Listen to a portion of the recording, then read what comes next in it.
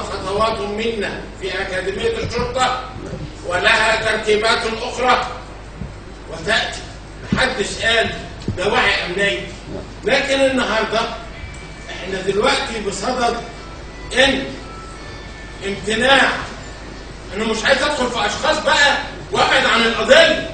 انا دلوقتي في صدد ان مأمور سجن ترى هو الذي يوقع العقوبه على زميلي المحامي الاستاذ محمد حسن اسماعيل. طب احنا هنبتدي من النهارده. ما انا اقول له انا لسبب بسيط.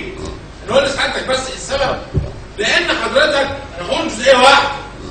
انا كل النهارده الاتهامات الموجهه الي رغم ان ده لا يجوز ان انا موجه الي ان السيده نوال عبد العزيز نور قدمت طلب في 30/10/2006.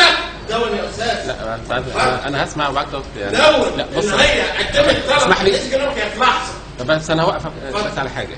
اول حاجه مساله تدوين اي حوار بالنسبه للدفاع فقط طلبات عشان خاطر هو المتهم مش حاضر، وانت عارف سيادتك ان اي كلام في الموضوع ما ينفعش الا يكون في مواجهه المتهم. فبس انت يعني بس عشان ما تضيعش جهدك هو ما انا بقول سيادتك انت بس ايوه يعني النهارده ماشي يعني النهارده جناب ايوه اذا كان الغام الحق والتمس الدفاع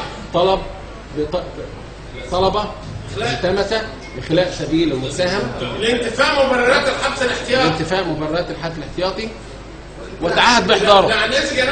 لان حضرتك اذا كانت الغايه من الحبس الاحتياطي اذا كانت الغايه من الحبس الاحتياطي سلامه التحقيق وامن الدليل. التحقيقات انتهت. اما امن الدليل فلا يوجد اصلا دليل في الاوراق.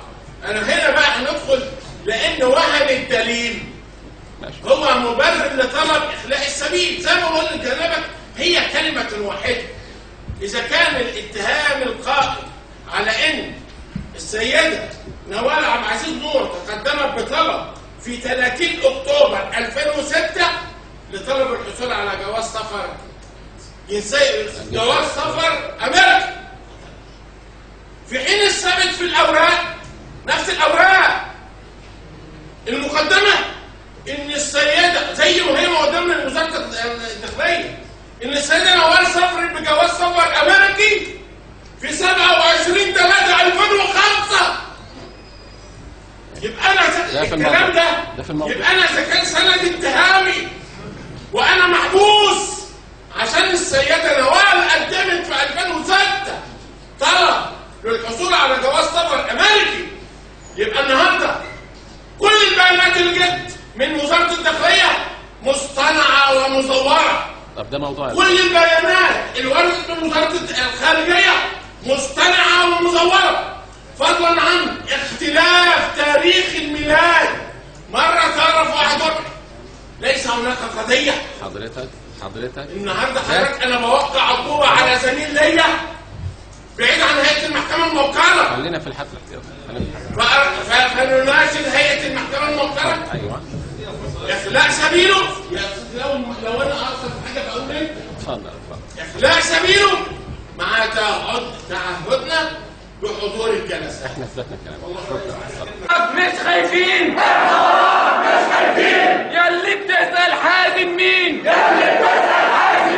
حازم هو صلاح الدين.